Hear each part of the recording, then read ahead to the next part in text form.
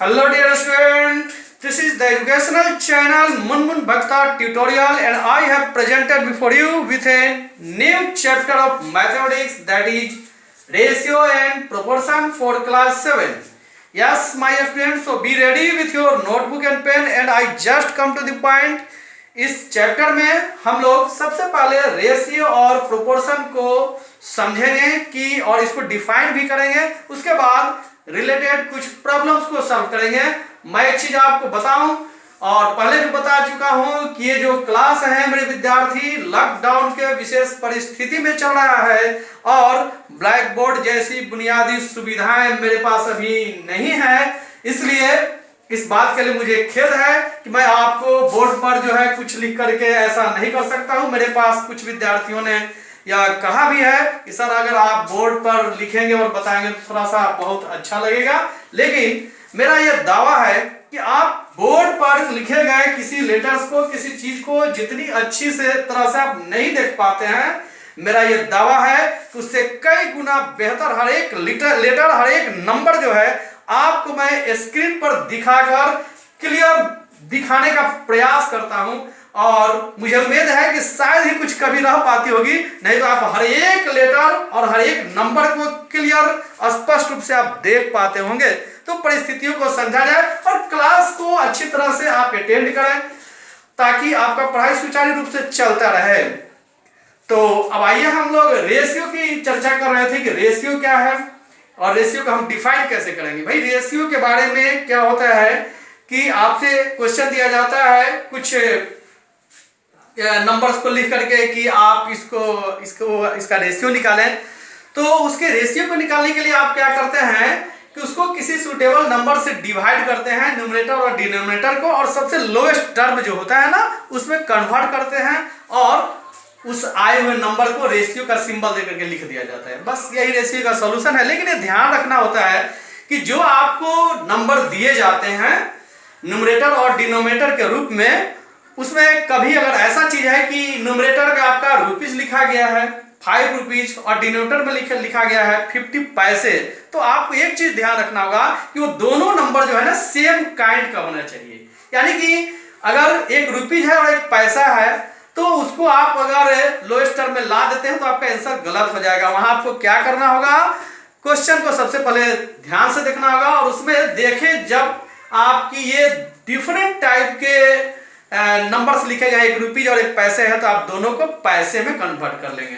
एक मीटर और एक किलोमीटर है तो आप दोनों को मीटर में करके ही उसको लोएस्ट टर्म में लाएंगे। अगर एक डेज में लिखा हुआ है और एक जो है आवर में लिखा हुआ है तो डेज को आप आवर में कन्वर्ट कर लेंगे ताकि दोनों आवर हो जाए और तब उसको आप लोएस्ट टर्म में लाएंगे। क्लियर स्टूडेंट, ये चीज आपको ध्यान रखना है।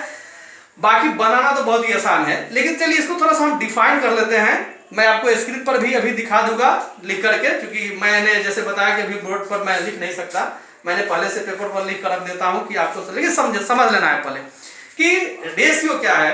तो भाई रेशियो में सेम काइंड कि दो क्वांटिटीज को लोएस्ट टर्म में ला करके हम कंपेयर करते हैं, उसकी तुलना करते हैं कि इन दोनों में कितना का रेशियो है, कितना का अनुपात है। हिंदी में उसको अनुपात बोलते हैं।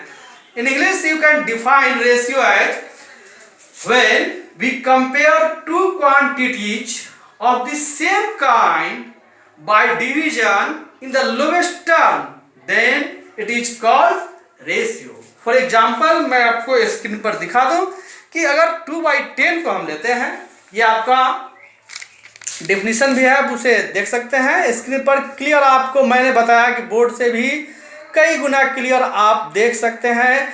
रेशियो का डेफिनेशन मैंने जो बोला वो आपको दिखा भी रहा हूं।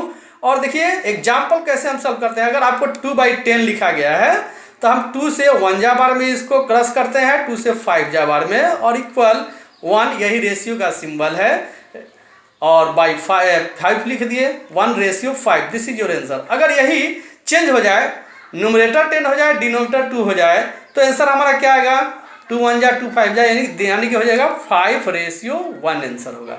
यहाँ आप गौर करेंगे 1:5 और 5:1 जो है ये दोनों को हम एक नहीं कर सकते, सेम नहीं कर सकते, क्योंकि 1:5 मीन्स होता है 1/5 और 5:1 मीन्स होता है 5/1, इसलिए दोनों दो डिफरेंट नंबर हो गए। इसलिए आप ध्यान रखेंगे कि न्यूमरेटर डिनोमिनेटर का अगर रेसिप्रोकल हो जाता है तो जो रेशियो आता है उसको हम सेम कभी नहीं कहेंगे। इस तरीके से 1:5 और 5:1 एक नहीं हुआ। Clear student? मुझे उम्मीद है आप समझ गए होंगे। आगे बढ़ जाते हैं। आगे अब प्रोपोर्शन को समझते हैं। प्रोपोर्शन में क्या होता है कि दो रेशियो को लेते हैं हम। जैसे अभी एक रेशियो निकाले आप, सेम काइंड के दो क्वांटिटीज को स्मॉलेस्ट टर्म में आप लाते हैं और वहां जो है दो रेशियो माने एक और बढ़ जाता है और दोनों रेशियो का आपस में कंपैरिजन किया जाता है कि ये दोनों रेशियो आपस में बराबर हैं कि नहीं है।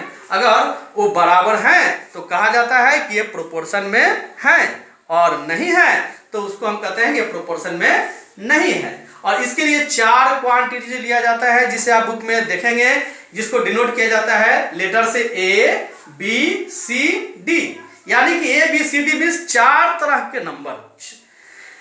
तो इसमें A, B, C, D को हम ऐसे लिखते हैं, मैं आपको स्क्रीन पर दिखा दे रहा हूं। अगर चार तरह के नंबर हो तो हम उसको कैसे डिनोट करते हैं, मैंने प्रोपोर्शन को भी डिफाइन किया है, आप उसे अच्छी तरह से स्क्रीन पर देख रहे हैं और मुझे उम्मीद है कि बिल्कुल क्लियर आपको दिख रहा होगा। अगर फिर भी आपका कोई कंप्लेन आता है मैं इसको सुधारने का कोशिश करूंगा। When two ratios of quantities A, B, C, D are equal then their terms are said to be in proportion. और इसको हम कैसे लिखते हैं चारों टर्म को, A रेशियो B और ये प्रोपोर्शन का सिंबल हो गया, C रेशियो D नंबर 1। या एक दूसरा भी तरीका है, A रेशियो B, ये जो प्रोपोर्शन है इसको इक्वल में हम लोग कन्वर्ट करते हैं, इक्वल भी लिखते हैं हम, तो ऐसे भी लिख सकते हैं। फिर उसके बाद तीसरा भी चीज़ है कि ये जो रेशियो है इसको A/B भी हम लिख सकते हैं और ये इक्वल हो गया C/D। ये चार टर्म यानी कि आपके पास आ गए हैं। चार टर्म में आप हमेशा ध्यान रखेंगे, इस चार नंबर में 3 नंबर आपको प्रायः दिया जाता है और क्वेश्चन पूछा जाता है जो नहीं दिया गया उसको फाइंड आउट करने के लिए। तो अगर आपका A नंबर छोड़ दिया गया है, B, C, D दिया है तो आप इसी फॉर्मूला को अप्लाई करेंगे सॉल्व करते समय और यहाँ पर A की जगह पर आप x मान लेंगे, B तो दिया हुआ है, C, D दिया हुआ रहेगा और x को जैसे फाइंड आउट किया जाता है वैसे आप निकाल लेंगे। अगर समझिए कि 2 नंबर टर्म नहीं दिया है, B सेकंड टर्म नहीं दिया है तो यहाँ आप x मानेंगे, बाकी ये तीनों रहेगा तो x को आप फाइंड आउट करना जानते हैं वैसे निकाल लेंगे। अगर C नहीं दिया है तो C को x मानकर बनाएंगे, D नहीं दिया है तो D को x मान लेंगे। यानी कि चारों टर्म में 3 टर्म दिया हो, कोई एक टर्म नहीं दिया हो तो उसको हम कैसे सॉल्व करेंगे, जैसे कि आप x का वैल्यू निकालते हैं उस तरीके से सॉल्व कर लेंगे। Clear student? इसको मैं आगे बताऊंगा लेकिन एक चीज और इसमें समझ लें। अब ये 4 टर्म दिए गए होते हैं ना, तो ये A और D बाहर जो दिखता है, जैसे देख लीजिए यहाँ पर A ratio B is equal to C ratio D, इसमें जो बाहर का टर्म है A और D, देखिए इसको मैंने एरो मार्क किया है और ऊपर लिख दिया है मैंने, क्लियर आप देख सकते हैं, एक्सट्रीम्स, यानी कि इसको हम एक्सट्रीम्स कहते हैं। अंदर वाले 2 टर्म जो है B और C उसको कहते हैं हम मीन्स, मैंने लिखा है, क्लियर आप देख सकते हैं स्क्रीन पर। और इसके साथ एक कंडीशन होता है, जो एक्सट्रीम्स होते हैं ना उसका प्रोडक्ट मीन्स वाले नंबर के प्रोडक्ट के बराबर होता है। इसलिए एक फॉर्मूला आता है, product of means is equal to product of extremes. Clear student? हर एक चीज आपको अच्छी तरह से दिख रहा होगा, मेरा ऐसा विश्वास है। आगे बढ़ते हैं।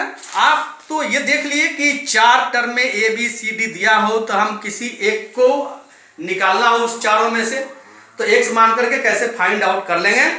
अब कुछ एग्जांपल्स देखते हैं। रेशियो को तो मैंने बता दिया कि 2 टर्म जो है वो सेम काइंड का होना चाहिए। अगर 1 रुपीज पैसे है तो आप उसको पैसे में कन्वर्ट कर लेंगे, रुपीज को। किलोमीटर है तो किलो को आप मीटर में कन्वर्ट कर लेंगे तभी बनाएंगे। अगर डेज है, आवर है तो दोनों को आवर में करके बनाएंगे, लोएस्ट टर्म में लाएंगे, वो आंसर हो गया। अब देखिए अगर 2 तरह के रेशियो डिफरेंट अलग अलग दिए गए हों और अब पूछा जाता है क्वेश्चन, ये आपके बुक में भी है कि कौन लार्जर है, कौन स्मॉलर है या इक्वल है, बताएं। तो बहुत इजी है, मैं एक एग्जांपल लिया हूं आपके लिए और एग्जाम्पल को आप स्क्रीन पर देख सकते हैं। यहाँ लिखा हुआ है विच रेशियो इज लार्जर, 3:4 और 9:17।